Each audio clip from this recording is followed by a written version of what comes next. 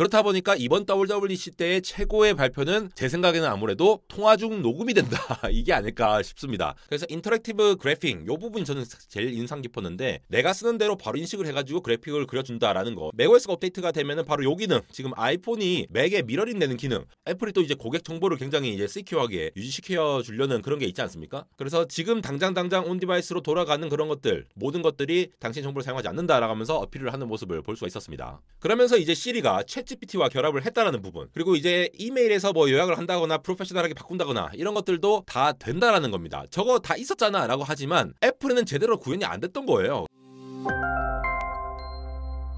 네, 여러분 반갑습니다. 안대공학 에러입니다. 간밤에 WWDC 2024가 발표가 되었는데 역시 소문난 잔치에 먹을 것이 없다. 지금같이 저런 거 뭐 있어도 기술적으로 대체 뭐가 혁신이냐 할 만큼 많은 분들이 지금 실망을 해서 무려 애플 주가도 막 떨어지고 이렇게 얘기가 나오고 있는데요. 애플이 AI 후발주자다라고 말한 만큼 다 어디서 본 기능, 그냥 챗GPT도 그냥 가져와가지고 시리에 넣은 거고, 제가 이전에 애플의 AI에 대해서 쫙 다 정리한 영상이 있었잖아요. 거기에서 이제 페럿이라든가 렐름이라든가 이런 것들 그냥 온 디바이스로 굉장히 간단하게 작게 돌릴 수 있는 그런 것들을 이제 속속하게 디테일하게 담아있는 것들이 보였습니다. 그럼에도 불구하고 OS 업데이트들이 여러 가지 됐지만 기본적으로는 M1 시리즈 이후부터, 그리고 아이폰 A17 프로 여기에 해당하는 기기들만 올 여름부터, 정확한 시기는 안 밝혀졌어요. 올 여름부터 제공을 하겠다고 하는데, 이게 그러니까 뉴럴 엔진 연산 능력이 10톱스 이상 되는 그 정도의 하드웨어 기기만을 이용해서 지원할 수 있다라고 얘기가 되고 있는 것 같고요. 그렇다 보니까 이번 WWDC 때의 최고의 발표는 제 생각에는 아무래도 통화 중 녹음이 된다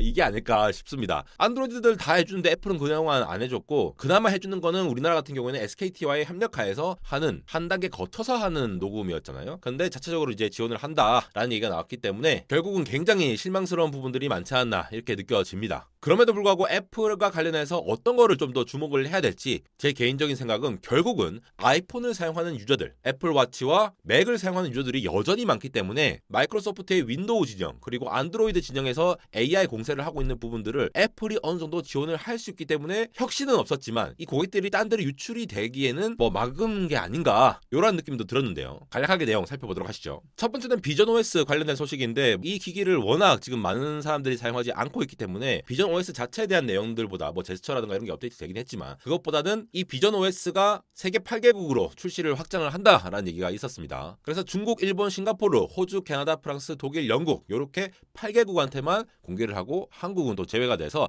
조금 관심이 떨어지는 거 아닌가라는 생각이 들었고요. 커스터마이징 할 수 있다. 사실 이거 뭐 안드로이드에서 다 되는 거죠. 근데 워낙 지저분한 걸 싫어하는 애플이었는지 이걸 지원을 안 했는데 커스터마이징을 하도록, 이게 다 이제 어떤 맥락에서 보시면 되냐면은, 예전에는 애플이 고수하고 있던 뭔가가 있었는데 요거를 유저들이 나오지 않게 하기 위해서 뭔가 약간씩 하나씩 푸는 느낌이에요. AI도 마찬가지죠. 그 외에 이모지를 생성을 한다거나 이런 것들은 뭐 제가 뭐 따로 짚어드릴 필요가 없을 정도로 그냥 너무나도 그렇게 놀랍지 않은 기능들이라서 패스를 하도록 하겠고요. 딴 것보다는 이렇게 좀 약간 깨알 같은 기능들, 그러니까 텍스트가 약간 이제 어떤 포맷을 가지면서 움직이거나 할 수 있는 거를 iMessage 통해서 할 수 있다. 이런 것들은 조금 이제 신박하게 보였습니다. 그래서 iOS, 그러니까 아이폰에 들어가는 기능들을 전체적으로 살펴보시면은 저렇게 이메일을 카테고라이제이션 할 때 AI를 기능을 사용한다거나 이모지, 그리고 폰트를 막 자유롭게 움직이는 거, 그다음에 뭐 위성 메시지 같은 얘기도 있었고, 그다음에 이제 사진 같은 것들도 이제 알아서 이제 분류를 해주는, 그러니까 주로 여러 가지 데이터를 분류를 할 수 있는 그런 작은 AI를 통해서 정리할 수 있는 기능들을 많이 소개를 했습니다. 그러니까 이런 것들이 그렇게 놀랍지 않잖아요, 사실. 근데 기존의 아이폰 유저들을 이탈하지는 않게끔 할 만한 그런 요소들을 하나하나 깨알같이 넣었다라는 측면, 이게 어떻게 보면 애플의 현재의 한계일 수도 있겠죠. AI를 집중하지 않은 입장에서 현재 어느 정도만 커버를 한다면은 지도 기능이라든가 여러 가지 AI의 조목조목 작은 기능들을 이렇게 아이폰으로서 지원을 해주겠다, 커스터마이징도 해주겠다, 이렇게 정리를 해볼 수가 있고요. 아이패드 같은 경우에도 지금 이 화면에 있는 저것들을 저렇게 바로 계산을 해내가지고 인식을 해서 저렇게 바꿔가지고 하면은 핸드라이팅으로 쓰고 있는데 저렇게 바로 인식을 할 수 있도록 저러한 기능들을 보이는 거는,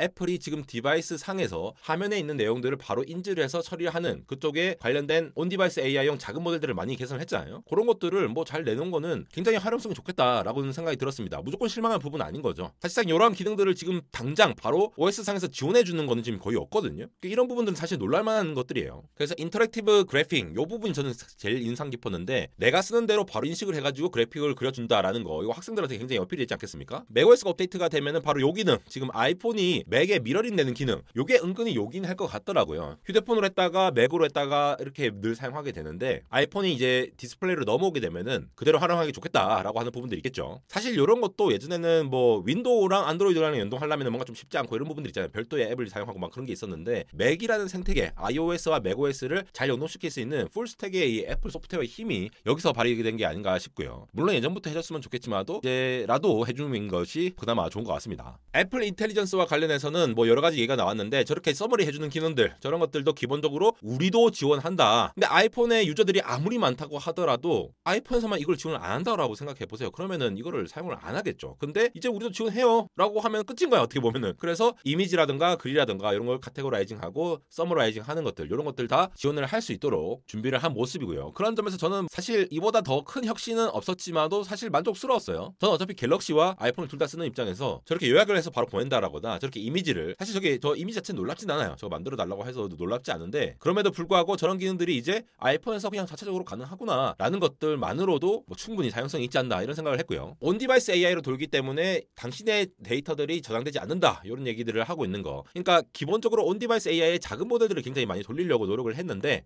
애플이 또 이제 고객 정보를 굉장히 이제 시큐어하게 유지시켜 주려는 그런 게 있지 않습니까? 그래서 지금 당장 온디바이스로 돌아가는 그런 것들, 모든 것들이 당신 정보를 사용하지 않는다라고 하면서 어필을 하는 모습을 볼 수가 있었습니다. 그러면서 이제 시리가 챗GPT와 결합을 했다라는 부분, 이 부분은 원래 기대를 하고 있었던 부분인데 이 시리 기능이 또 iOS와 맥이랑 또 연계가 될 테니까 이런 부분에서 실제 사용성이 얼마나 편해질지, 왜냐면 기존 시리가 워낙 구린 부분도 있었고 한 부분들이 있었는데 요걸 기반으로 또 굉장히 많은 앱들이 나올 수 있으니까 그런 것들이 어떻게 잘 나올지, 아니면 다시 또 그냥 별로 사용을 안 할지는 좀 더 지켜봐야 될 부분이 아닐까 싶습니다. 전 사실 시리가 동작할 때 저렇게 꿀렁꿀렁거리는 저런 애니메이션도 나름 마음에 들더라고요. 뭐 저 별게 아니지만. 그리고 이제 이메일에서 뭐 요약을 한다거나 프로페셔널하게 바꾼다거나 이런 것들도 다 된다라는 겁니다. 저거 다 있었잖아 라고 하지만 애플에는 제대로 구현이 안 됐던 거예요. 저거 구현 안 해주면은 이제 아이폰 안 쓴다, 뭐 맥 안 쓴다 이렇게 얘기가 나올 건데 저게 이제 될 거다 라고 하는 부분들은 고객 이탈을 이제 막을 수 있는 부분들이 있겠죠. 어쨌든 팔로워가 됐다라고 할지라도 저런 식으로 프루프 리드도 가능하고 스펠링이라든가 이런 거 체크도 AI로 가능할 거다라고 하는 부분들 굉장히 흥분한 모습으로 다 했던 거지만도 나름대로 이 맥 생태계 안에서 할 수 있다라는 거. 그리고 저렇게 스케치를 한다거나 애니메이션 한다거나 일러스트레이션 할 때에 특정한 어떤 단어들을 토대로 해가지고 저렇게 이미지를 생성하는, 사실 이미지 생성하는 것 자체는 그렇게 막 놀랍진 않는데 저런 식으로 이미지를 보낼 때 저런 UI UX를 굉장히 예쁘게 해서 나도 좀 뭔가 써보고 싶게끔 만들었다, 이런 부분들은 기술적으로 막 혁신적이진 않더라도 역시 애플의 어떤 디테일이라는 거는 여전히 살아있구나라는 걸 느낄 수 있는 부분이 되었고요. 그 다음에 이미지를 이제 잘 수정을 할 수 있도록 드디어 애플에서도 좀 잘 나온 것 같은데, 저렇게 이제 필기한 게 있으면은 저런 식으로 이제 이미지로 이렇게 막 휘적휘적거리면은 저걸 알아서 이미지를 생성할 수 있도록, 요거 좀 신박하지 않습니까? 그러니까 기술 자체는 그렇게 놀랍지 않아요. 근데 저거를 저렇게 쓸 수 있게끔 했다라는 게 굉장히 뭔가 나도 써보고 싶은데? 라는 생각이 들지 않습니까? 필기를 이제 개발세발 이렇게 막 적었다 하더라도 저렇게 이쁘게 할 수 있는 거, 이런 것도 감성을 자극하는, 감성 중요시하는 많은 분들이 또 이거 좀 써보고 싶네? 라는 생각 들지 않겠습니까? 더군다나 사진 앱에서의 기능도 좀 확장이 되는데 여러 가지 이미지 데이터가 있으면은 저런 이미지 데이터를 다시 특정 인물로 이렇게 정리를 해준다거나, 사실 이거 구글 포토에 다 있는 내용들이잖아요. 그래서 이번 발표가 약간 구글 I/O 같은 느낌도 있었어요. 이것도 됩니다, 저것도 됩니다, 이제 막 이렇게 모은 것 같은데 AI를 워낙 늦게 했기 때문에 조금 답답한 부분이 있었고, 저조차도 이제 챗GPT처럼 이렇게 써가지고 검색을 하면은 거기에 맞는 데이터를 가질 수 있다. 아이폰에서 사진 앱을 쓰는 사람들은 저게 굉장히 편리한 기능이 될 거기 때문에